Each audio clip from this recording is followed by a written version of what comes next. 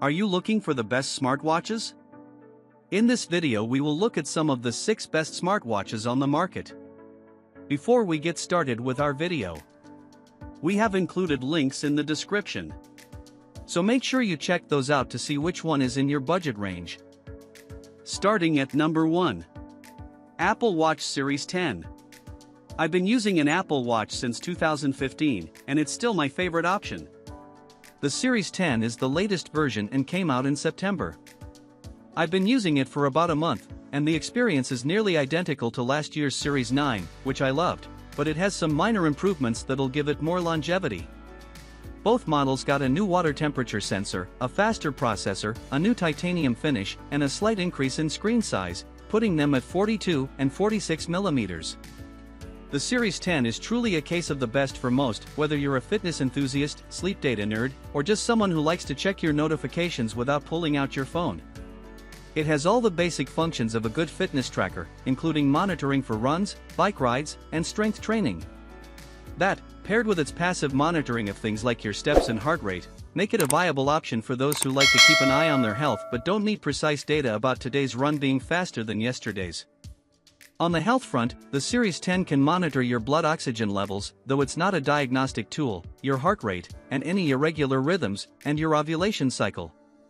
The display features an always-on screen that's bright enough to see even in full sunlight and provides information at a glance without having to raise your wrist. Apple says it can last up to 18 hours on a single charge and can go as long as 36 hours when kept in low-power mode, though that disables the always-on display, heart rate and blood pressure monitoring, and automatic workout tracking. I usually charge mine once a day to be safe, but you can get about a day and a half out of it if you need to. If you're using an iPhone, you'll get the best smartwatch experience with an Apple Watch. It integrates better with iOS than a third-party watch.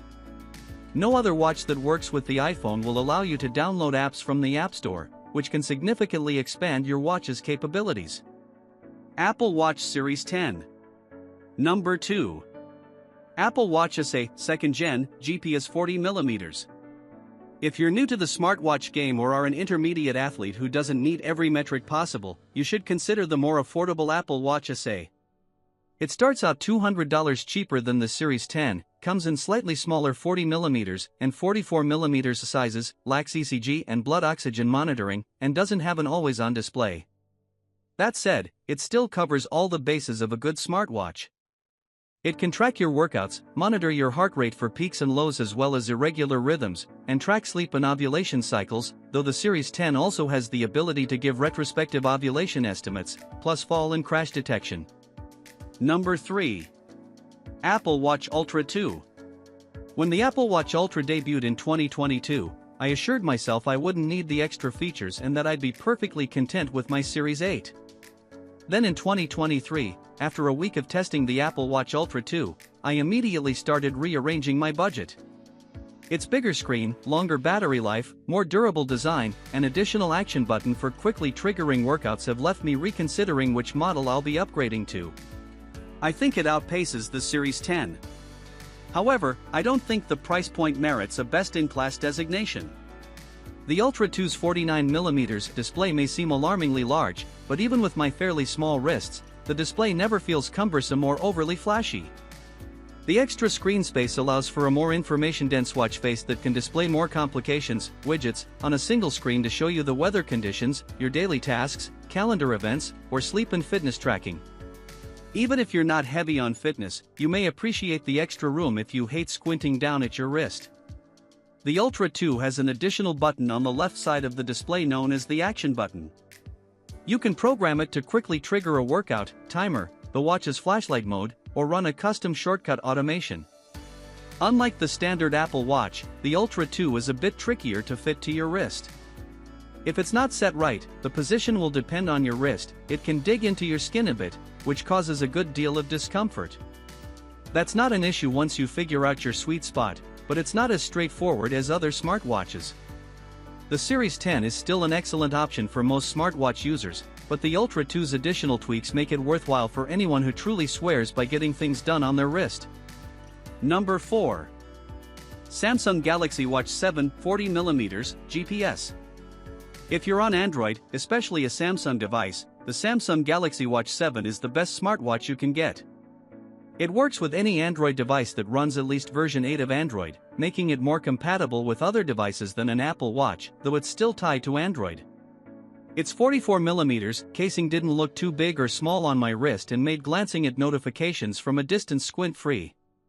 The Watch 7 is slightly larger than last year's model and has a larger display that is easier to read, but it still looks good and fits comfortably on the wrist. On the fitness front, the Watch 7 has all the same features as last year's Watch 6, including workout tracking for runs, swims, and bike rides, sleep tracking, and heart rate monitoring. You can use the watch without using Samsung's Health app, which has features like turn-by-turn directions while hiking or cycling, but not all features are accessible outside Samsung's first-party apps, which you'll have to use for things such as ECG monitoring and sleep apnea detection. Overall, you'll have to use 2 apps to totally manage the watch, Galaxy Wearable and Samsung Health. If you're already in the Samsung ecosystem, that won't be too much of a hassle, but you'll have to deal with a bit more friction if you're on a Google Pixel or other Android device. As with any smartwatch, battery life will vary depending on your usage. The more fitness tracking you do, the more you'll drain your battery. Things like the always-on display and push notifications will affect battery life, too. In general, though, even on days when I used the Watch 7 to track my long bike rides, I managed to get about a day out of a single charge with a bit of juice to spare, so I'd recommend recharging it every night before bed. Unlike last year's Galaxy Watch, this year's lineup doesn't have a classic model, which included a physical dial to navigate the system. It was one of my favorite features of the Watch 6 Classic, and I missed it while testing the Watch 7. The Galaxy Watch Ultra, Samsung's equivalent of the Apple Watch Ultra 2, has a dial, but that model is significantly more expensive than the Watch 7. It's a great option for those who love to track their health metrics, but those who just want a smartwatch with a fun dial have one fewer option than last year. Number 5. Google Pixel Watch 3 to 41mm. While I liked last year's Pixel Watch 2, this year's Watch 3 is an improvement in nearly every way. I tested it for 2 weeks while trying out Google's Pixel 9 Pro Fold, and in that time, it became my favorite Android-friendly smartwatch. The watch's screen, which features a domed display that gives it a unique look compared to the flat screen of the Galaxy Watch 7, now comes in both 41mm and 45mm sizes, which is a noteworthy improvement over Google's single-size offering on the Pixel Watch 2. Like Apple and Samsung's flagship smartwatches, the Pixel Watch 3 features an always-on display, which is brighter than the Watch 2's, all-day battery life, robust fitness tracking, and better notification management than Apple's software.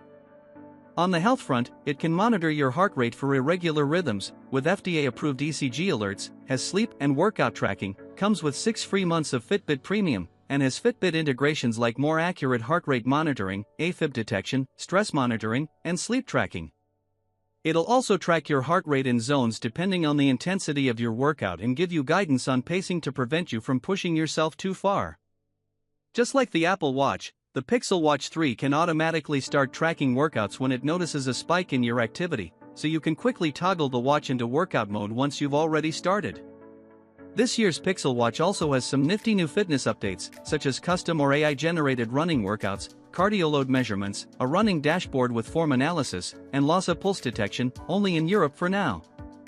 Last year, I praised Google's Pixel Watch 2 for not having any features exclusive to the Pixel line of phones.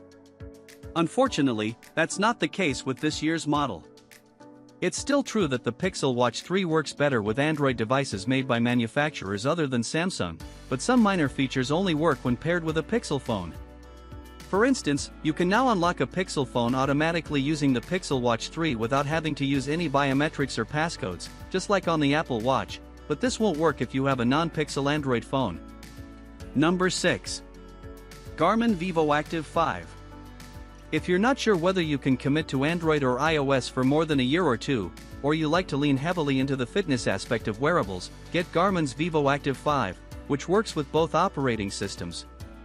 Strategist writer Jeremy Relosa recommends this running watch for its subtle design and ability to track 25 different types of workouts, including cardio, HIIT, yoga, elliptical training, Pilates, golfing, cycling, and swimming, which is just a bit more than the other smartwatches we recommend.